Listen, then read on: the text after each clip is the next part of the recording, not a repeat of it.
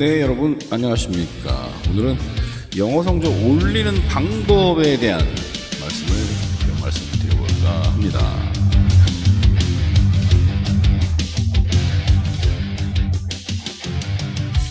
흔히들 예전에 지금 현역 생활을 끝냈지만은 한창 재수생들, 그다음에 고3들 이제 가르칠 때 가장 아이들 고민이 성적이 안 오른다는 얘기였습니다. 그것에 대한 얘기를 해드리겠습니다.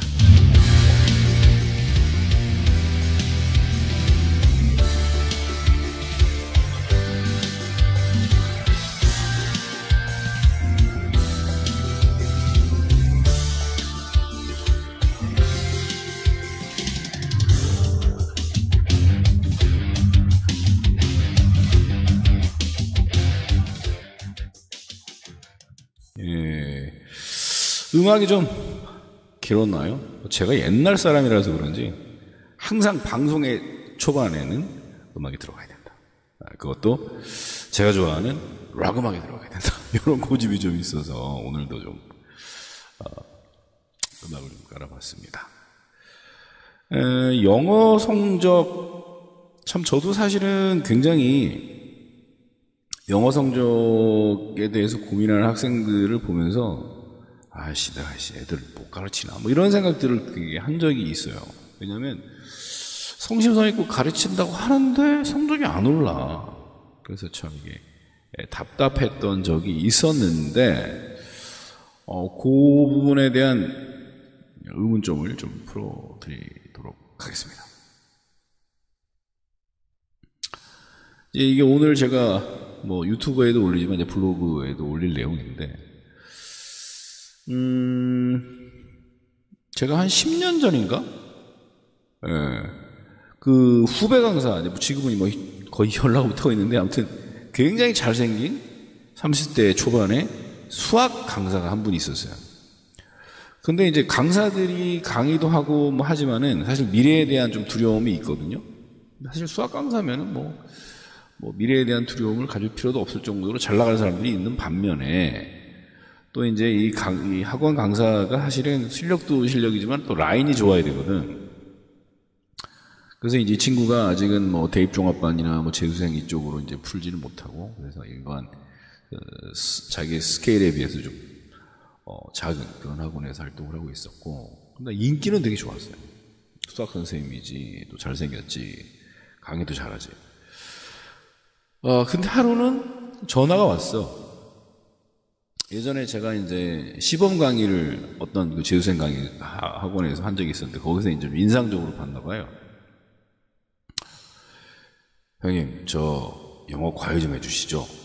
여기 전화가 온 거야. 그래서 살다가 또 무슨 수학 강사한테 영어 과외를 해달라는 얘기는 처음 들었으니까 당황을 했는데, 근데 이제 이분이 원하는 게 이제 서울대 의과대학을 가고 싶어 하는 거야. 판단을 해보니까 1점 정도 이제 수학이 되잖아. 수학이 되니까 불가능한 것도 아니야, 사실은. 수학만 잘하면 영어 어느 정도 받쳐주고 과탐만 좀 하고 해서 하면 불가능한 시나리오도 아닌데 거의 완벽하게 다 맞아야 된다는 부담감이 있는 거죠. 그리고 영어는 이게 거의 고등학교 이후로 해본 적이 없고, 그러니까 거의 영어는 이제 바닥 상태였죠.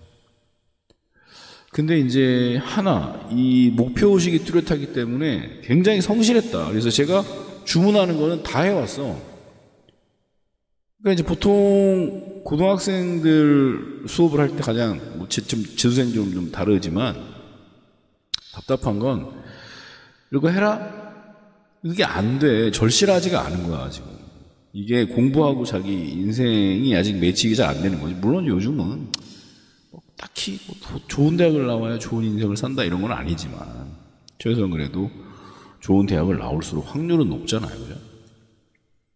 근데 이제 그런 부분에서 제 후배 강사는 절실한 거지. 이제 그 나이에 서울대 의과대학을 가고자 하는 그 마음이 절실했기 때문에 제가 이렇게 하면 돼 라고 했는데 그걸 다 해온 거예요. 그래서 이제 수능 때는 거의 하나 틀렸나 다 맞았나 했거든요. 다 맞았어요. 했어.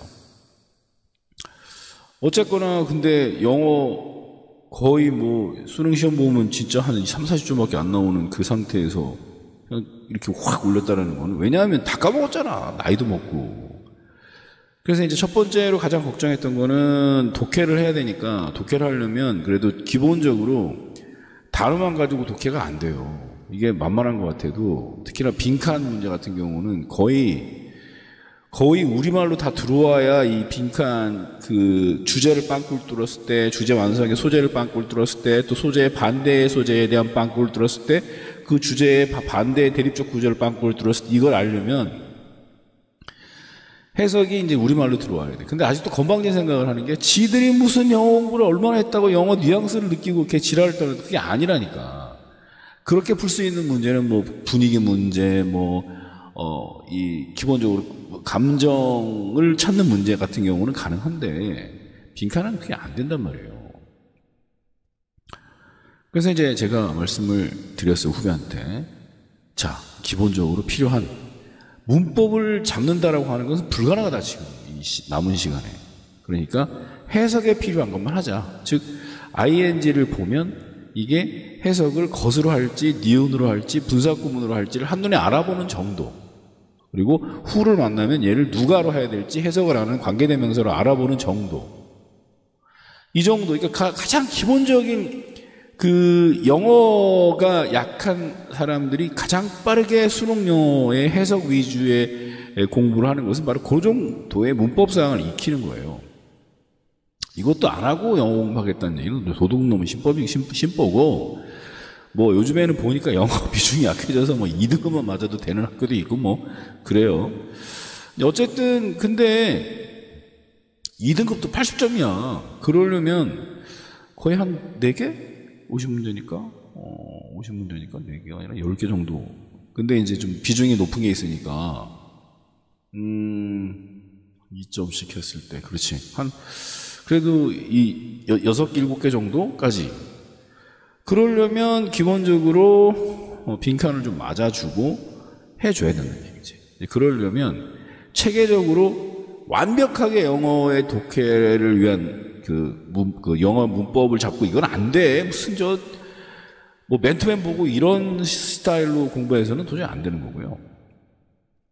진짜 해석을 위주로 하는 문법, 기본적으로 이제 제가 개발한 커리큘럼도 있지만 그거만 하면 돼. 그거 하고, 그 다음에 가장 중요한 게, 이 공부 못하는 애들, 영어 성적 안 오르는 애들 공통점이 틀린 문제를 가지고 그걸 가지고 공부를 해. 맞는 문제는 다 한다고 생각해. 그게 아니에요. 영어에 나오는 대부분의 그 교재가, 여기도 거론을 했지만은 문이 따갑냐 이렇게. 조명기구를 너무 많이 켜가지고. 근데 이렇게밖에 킬 수가 없어. 안 그러면은 이 크로마키가 막 울고 막 그러더라고. 그래서 조명기구만 몇 개냐? 하나, 둘, 셋, 넷, 다섯, 여섯, 7개를 켜놨네. 7개를. 와. 어떤 사람들이 이제 뭐 방송할 때 보면 저도 가끔 선글라스 끼는데 그걸 이해해. 눈이 따가워. 조명기구 때문에. 아무튼 뭐 격가지로 빠졌는데,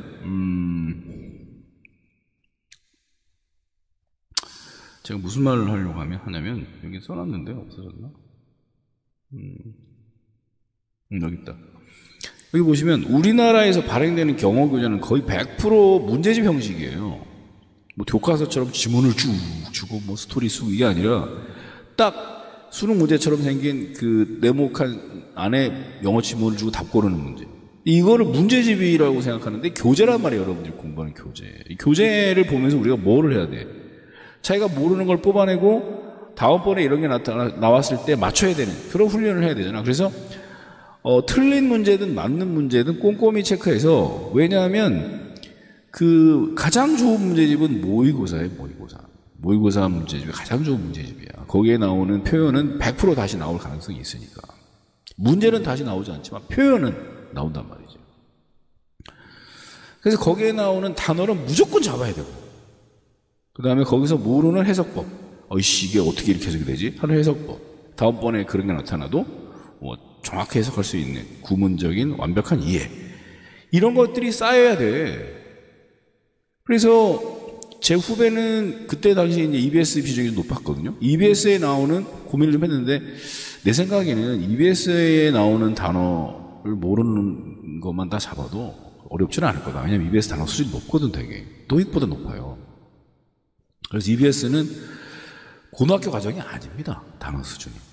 굉장히 높아요. 그래서 EBS 같은 경우는 미리 공부하지 않고 풀고 들어가면, 뭐 토익 한 8, 900점 맞는 애들은 수능 점수 잘 안 나와요. 그 정도로. 근데 물론 미리 보고 들어가니까 사실 이거 뭐 내신 시험이지. EBS 출제한다는 얘기는. 그렇게 해서 뭐 어휘에 대한 문제나 이런 것들은 어려움이 없었어요. 근데 왜 다른 아이들은 어려움이 생기느냐면 단어를 안 해요. 게으르다는 얘기죠. 그러니까 이 게으른 애들이 비중이 높으니까 이게 내가 잘 못 가르치나 뭐 이런 생각을 하게 되는데 이 친구를 가르쳐 보니까 그게 아니야. 일단 단어 같은 경우는 사실 EBS 교재가 얼마나 많아. 거기에는 기본 단어도 있고 뭐 어려운 단어도 다 있을 거 아닙니까? 또 출제율가 거의 7, 80%라는 얘기는 거의 단어 수준을 여기다 맞춰주겠다는 얘기거든. 그럼 맞출 수 있죠, 거의. 근데 영어 공부를 잘 못하는 이유는 맞는 문제는 통과, 틀린 문제도 그냥 틀린 부분이 왜 틀렸나만 보고 가지. 지문, 영어 지문에 하나하나 모르는 단어 그리고 아는 단어인데도 기억이 안 나, 뜻이. 그런 걸 안다고 생각해요. 이러다 보니까 영어 점수가 안 나오는 거예요. 정리를 한번 해보면,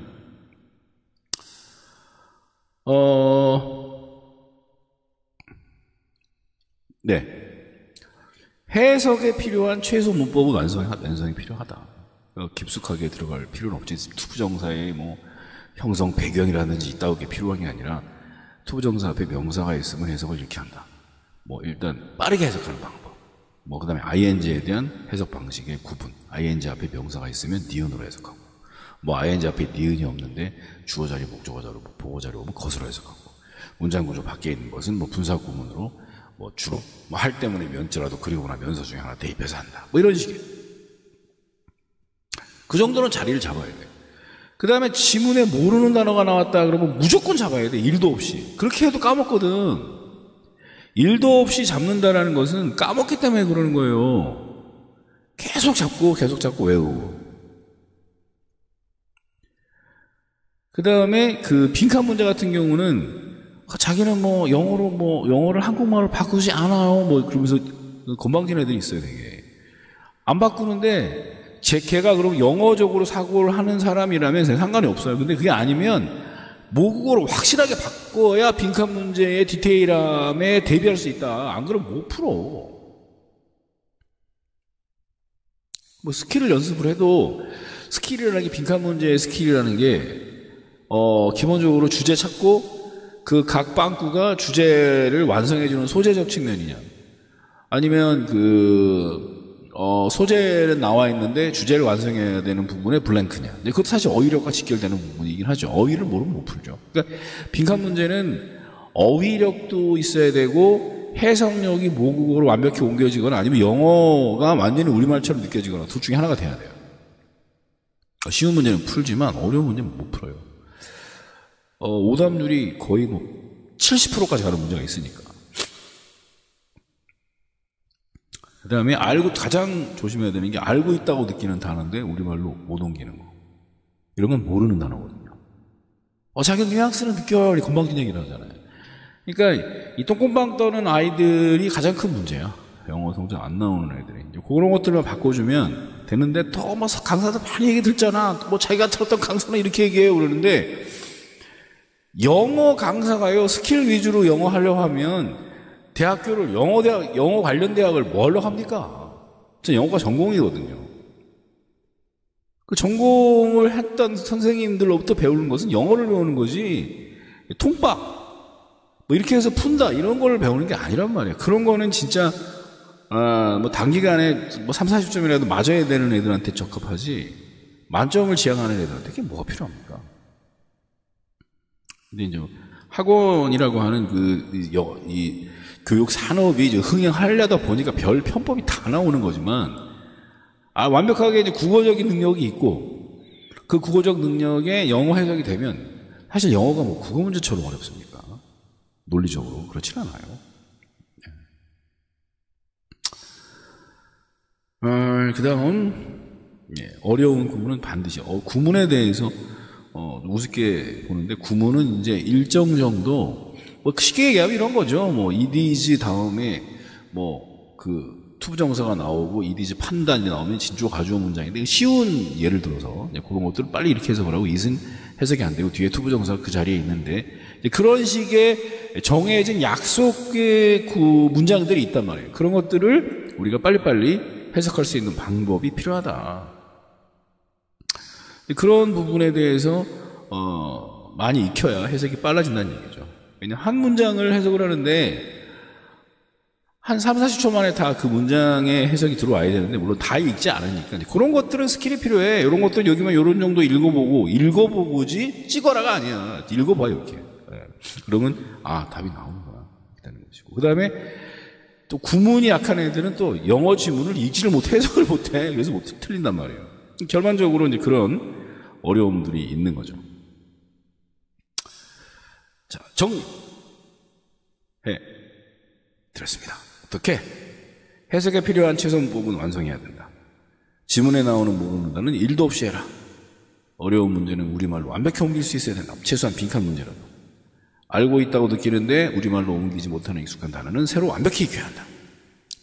어려운 부분은 반드시 분석하고 학습해야 다음번에 빨리빨리 읽는다. 여기까지입니다. 제 유튜브 많이 사랑해 주시고요. 포스팅, 블로그 포스팅도 많이 읽어주시고요. 감사합니다. 자, 마지막 또 음악으로 끝을 낼까요?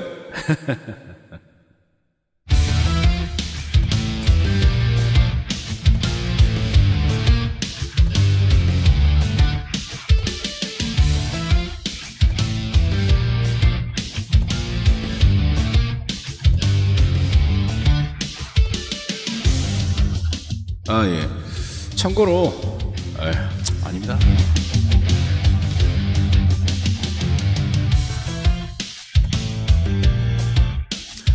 오늘 여기까지 할게요. 감사합니다.